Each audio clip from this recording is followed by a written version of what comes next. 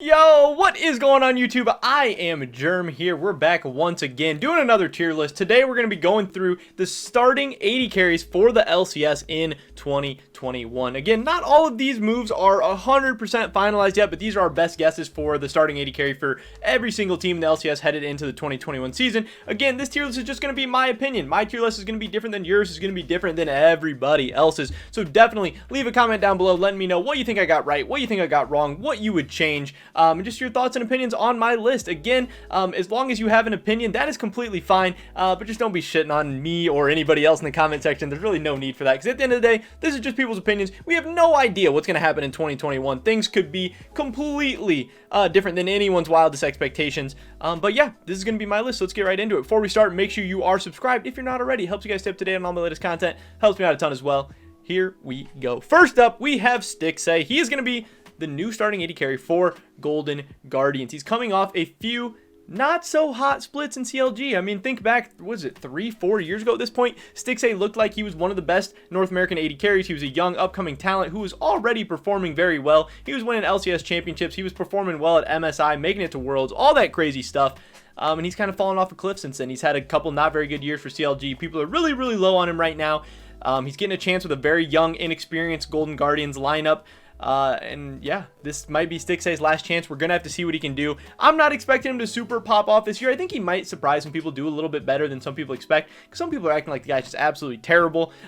Playing with CLG under their coaching staff, under their management, not really anyone has done well recently. It's difficult to look bad on such, just with a terrible organization, terrible teammates, all that stuff. But you know, Stixxay, that's no excuse for him. He has not looked great either, and I don't expect him to look great this season. But some people are saying he's like the worst 80 carry in the LCS. I don't know about all that. I have him solidly at C tier. I do think when you play on not the best team, it's going to make you look a little worse as well. So he definitely has that going against him, because I have Golden Guardians probably finishing towards the bottom of the LCS standings in 2021.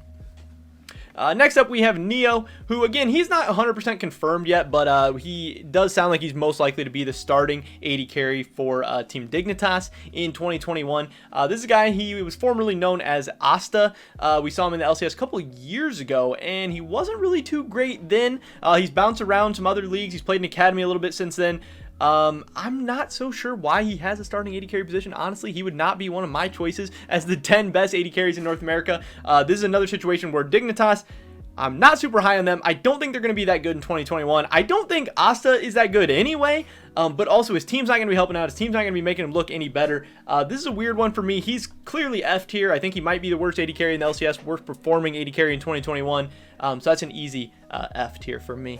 Next up, we have Johnson. He is the new 80 carry for FlyQuest. He was stuck in like contract limbo, contract hell, whatever, a little bit while he was with Dignitas. It was a weird thing kind of getting him moved over. But he's moving over to a really, really promising, exciting team in FlyQuest. They have Licorice, Jose Diodo, Palafox, Diamond, just kind of this big mosh of young talent. And they're all super hyped up. They're all super promising. It'll be interesting to see how they all work out. Obviously, they have great veteran leadership in the top lane, a star player to build around Licorice. And people are really, really high on Johnson right now. He's coming off a very good year. People are kind of expecting him to be the future of North American 80 carry talent.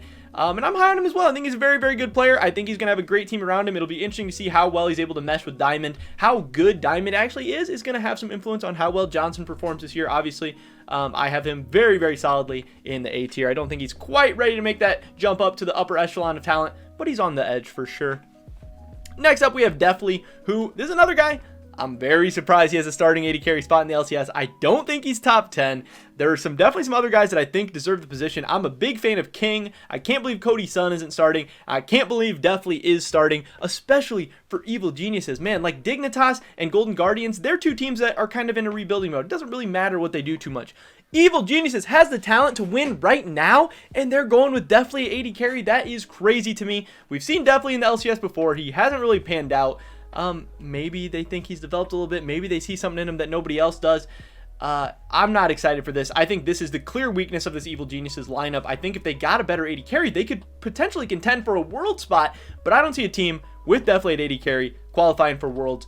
I have him at F tier. I'll put him above Neo, but I'm not very high on him. I can't believe they signed him.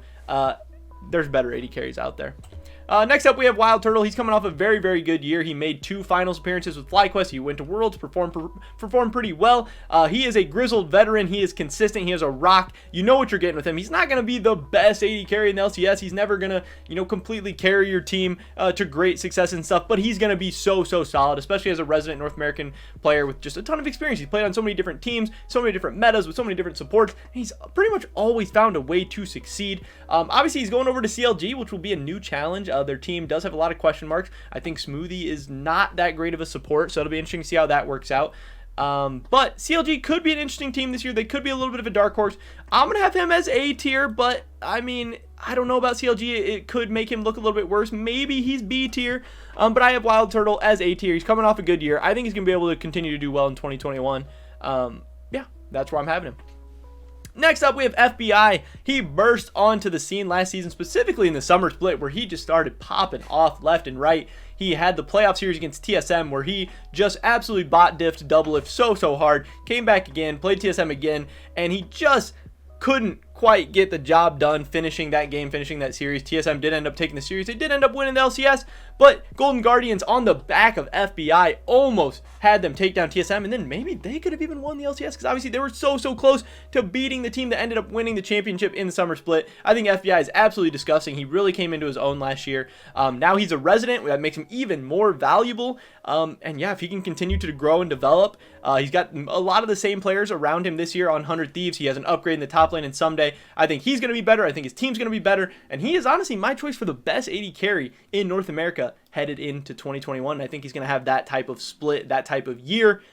Easy S tier for me. Up we have Raze. He is projected to be, it might already be confirmed, I'm actually not 100% sure, the starting AD carry for Immortals. He's obviously coming over from Legacy Esports. We saw them at Worlds this year, so we got to see a little bit of Raze in international competition.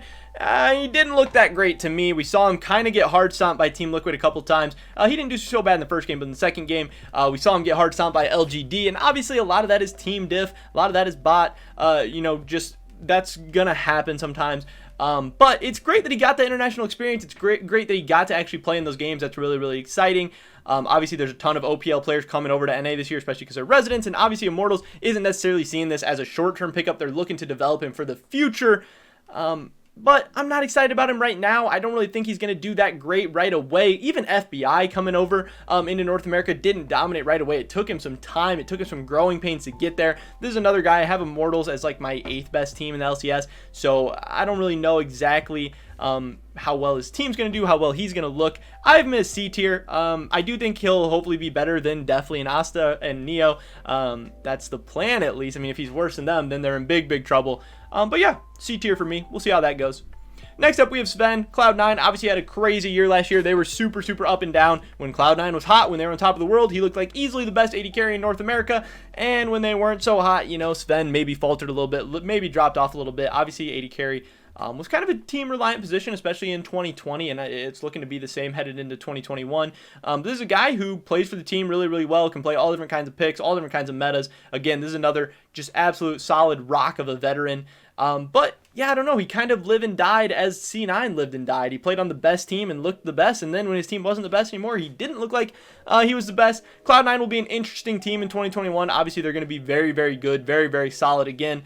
I have Sven as S tier, but I kind of see him as like a low S tier, high A tier. I don't know. Like I said, I maybe have some PTSD from his TSM days a little bit. I was at the spring finals where he had the Ezreal Imp play. So that's always going to be in my head a little bit. Yeah, I don't know. Sven is obviously great. He's obviously solid. But I'm not super high on him. Maybe as some other people are. I've seen other people say he's the best AD carry in North America. I don't know. He's not my top choice, but I'll give him S tier. Next up, we have Tactical. He obviously burst onto the scene with Team Liquid last year, replacing Doublelift, coming on, leading Team Liquid to the best record in North America last year. A lot of people like to not give him credit, saying Core JJ just carries that lane. Obviously, it must be so easy playing on that amazing team with Core JJ as support, and I don't completely disagree, but Tacticals look really solid. He's looked very good. He went to Worlds. He performed there. Team Liquid went 3-3. They were able to pick up 3 wins. They just barely didn't make it out of groups, but Tacticals look really solid. Again, that experience is so invaluable for a young guy like that, and I mean, whether you you know, whatever you want to say about it, he gets to play with Core JJ. That's going to make you look better. That's going to make you perform better. His team got better this year as well. Bringing in Santorin, bringing in Alfari. Team Liquid is going to be a beast. Tactical is going to look great. He's going to perform great. That's an S tier for me. I have him a little bit below FBI, but I have him above Sven for sure. He's a solid S tier pick for me. Finally, Lost. TSM, there's been a ton of drama, a ton of controversies, ton of rumors and everything going around with Lost coming in to replace Doublelift. So much debate. Should they go with Doublelift? Should they go with Lost? How good actually is Lost? What's he going to do?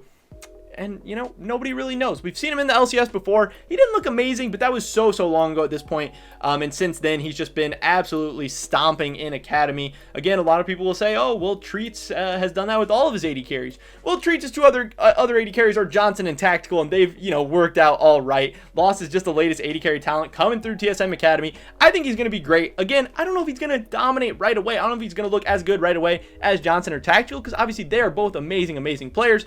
But I have him solidly as B tier. Again, he gets to play with Sword Art. That's going to make him look better. TSM's going to be a solid team. They're going to be very well. They're going to do very well this year. It's going to make him look even better.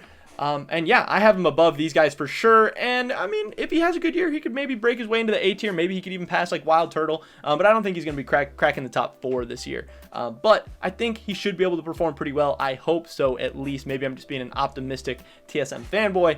Who knows? Here is my list, guys. The LCS AD Carries 2021 tier list. These are my thoughts and opinions on every single AD carry that's going to be starting. At least is probably going to be starting in the LCS for 2021. Let me know how I did. Drop a like if you enjoyed the video. Leave a comment down below. What I get right, what I get wrong. What would you change? What would your tier list look like? I would love to hear your guys' thoughts and opinions. Subscribe to stay up to date on all my latest content. Check me out over at Twitch, twitch.tv/I_am_germ. Hopefully catch you guys in the next one. But until then, peace.